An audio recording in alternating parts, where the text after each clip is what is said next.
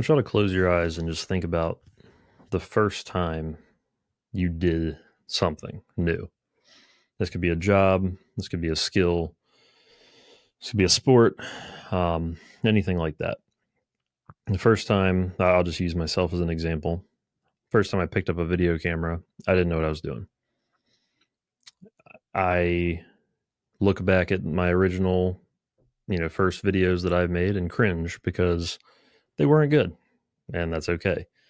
Apply that to your own life. The first time, the first day at your new job, if you looked back at your performance then versus now, it wasn't great. And over time, you've gotten your reps in and you've honed that skill. And now you might consider yourself to be pretty good at that thing. I know videos, I've made thousands of videos.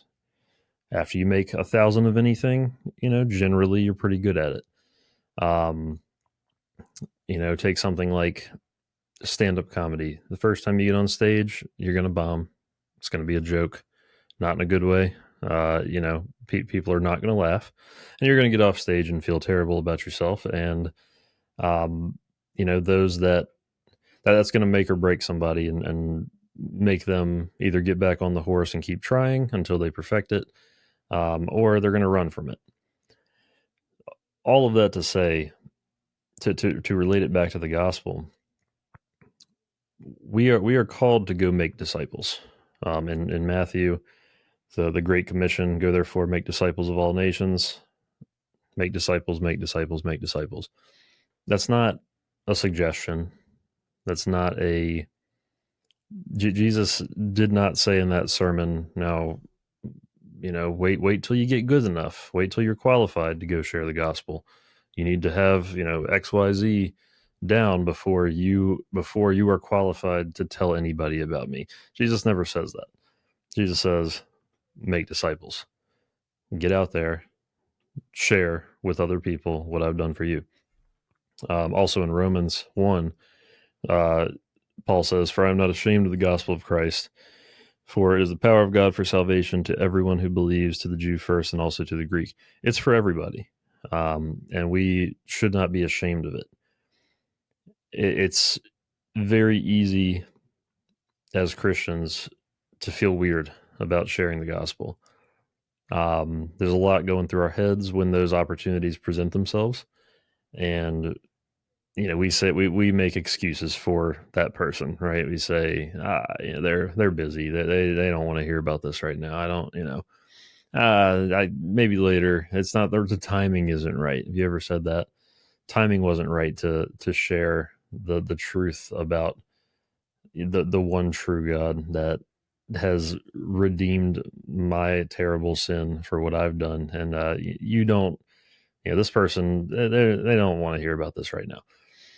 We make all the excuses in the world, and then we'll go to church on Sunday and talk about how blessed we are and how grateful we are for what Jesus has done for us. So just trying to push on that button a little bit today. I just got to kind of put it on my heart to just push a little bit. Like, you don't have to be perfect. Training is good. Training is a good thing. That's what we do at Men's Alliance. We train men to be the father's husbands and leaders. We sharpen men to be the father's husbands and leaders God designed them to be. Part of that is understanding why you believe what you believe and how to share that with somebody and not sound weird and not, make it a weird conversation. And that's great. That's a fantastic thing that we're doing here.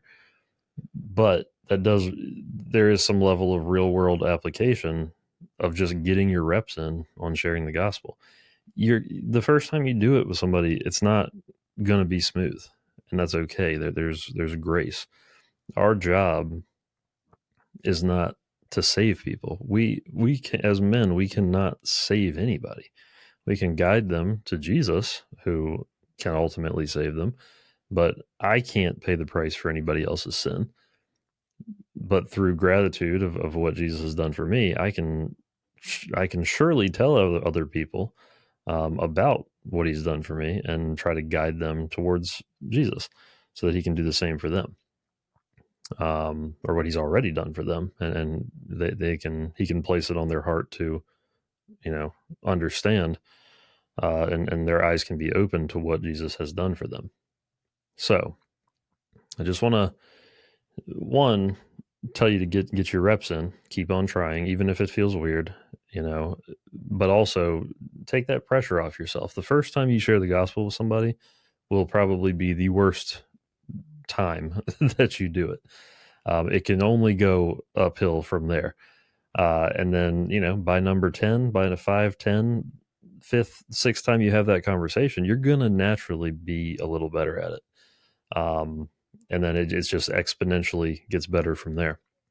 So keep on trying, keep on finding those opportunities, and keep your heart and eyes open to those opportunities where you can share the gospel with people, and don't be ashamed of it. It's not only a duty, but it's a privilege to share. If you can genuinely sit there and say you are grateful for what Jesus has done for you, this is a privilege to share this information. We should be excited about that. And if you are truly saved, I can't imagine how you wouldn't be excited to share that. Obviously, our human brains get in the way, and like I said, we make all these excuses to not, due to social anxieties or whatever the case. Again, there's grace there, but really, when you notice yourself doing that, really inventory that moment and say, okay, why am I making excuses for this person? It's funny. I've talked to a lot of men that have talked about them sharing the gospel, and rarely does the story end with, oh yeah, then they spit on me and and cursed at me and told me to go away. Like, usually people are very open to it, and that most every story I hear, especially in westernized America, most every story I hear is they were very thankful and appreciative that I shared this information with them, and they were excited that I prayed for them. Most people are very open to it, and would love to be prayed for, because people are hurting, people are down, and if there's any hope that we can give them, and then explain to them the reason for the hope that we have, which is in Peter, like we should be doing that. That's just, again, Jesus calls us to do it, and we should be excited to do that. So get your reps in, man. It's just like going to the gym. Arms aren't going to get bigger if you're not out there pumping iron. So keep on going, keep on pushing. It'll get better. You'll get better. And even if you feel like you are the worst person to share the gospel, God can use you in mysterious ways. You might not be a good communicator. That's okay. God will use you however He can to, for His will to be done. So just don't shy away from those opportunities, man. It's very important to recognize those and step up, because as men and leaders, that's what we're called to do.